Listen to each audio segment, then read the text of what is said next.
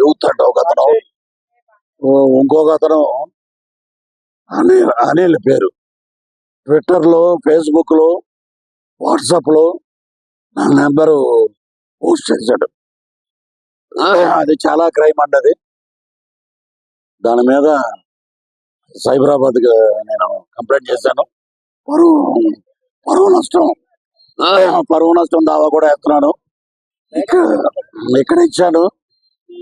ఆంధ్రాలో మా home minister Vangalapudi Anitha గారికి కూడా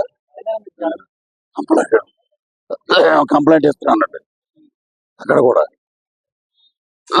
సినిమాలో కంటెంట్ బాగుందనుకోండి, సూపర్ హిట్. నేను చూడొద్దు సినిమా అంట, మీరు మానేస్తారా? ఎవరికి ఇప్పుడు నా ప్రొఫెసర్ నాగేశ్వరరావు గారు మాట్లాడారు, పృథ్వీరాజ్ మాట్లాడకుండా ఉంటే లైలా సినిమా గురించి ఇంత పబ్లిసిటీ లేదు. ఈరోజు సినిమా విశ్వక్సేన్ కానీ,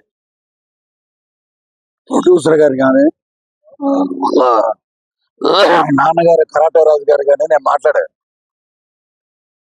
దే ఆర్ వెరీ హ్యాపీ. ఇదేందుకు మధ్యలో? సో సినిమా పరంగా 14 రిలీజ్ అవుద్ది. Super super duper hit cinema.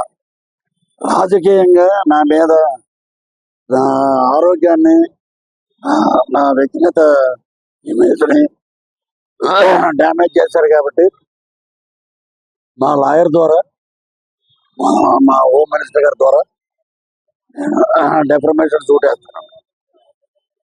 ఇక మీదట ఎవరి జోలికి పోవద్దు, నా జోలికి అని కాదు. ఇలాగ ఇంట్లో ఉంటే అమ్మాయి మీద ఒకప్పుడు మా జీవితాలతో ఆడుకున్నారు. వాళ్ళకి ఎంత జరిగినా కూడా ఇంకా బుద్ధి రాల. అప్పుడు మీ బర్త్డే 11వ తారీఖు అన్నాం అనుకో, పృథ్వీరాజు 11 అన్నాడు, మమ్మల్ని ఇలా అన్నాడు అలా అని అంటారు. 11 అంటే మీకు ఎందుకు అంత వణుకు? ఉన్నది ఉన్నట్టే మాట్లాడాం మేము ఉన్నది ఉన్నట్టు మాట్లాడే. అది సినిమాని సినిమాగా చూడండి, సినిమాని ప్రేమించండి. హీరో ఎంత కష్టపడ్డాడో మాకు తెలుసు, గౌరవించండి, సినిమాని హిట్ చేయండి. ఎదవ నీచమైన రాజకీయాలు అంటే పృథ్వీరాజు పొలిటికల్ సినిమా ఒకటి చేస్తాడు, అప్పుడు చూసుకుందాం, అప్పుడు మాట్లాడదాం.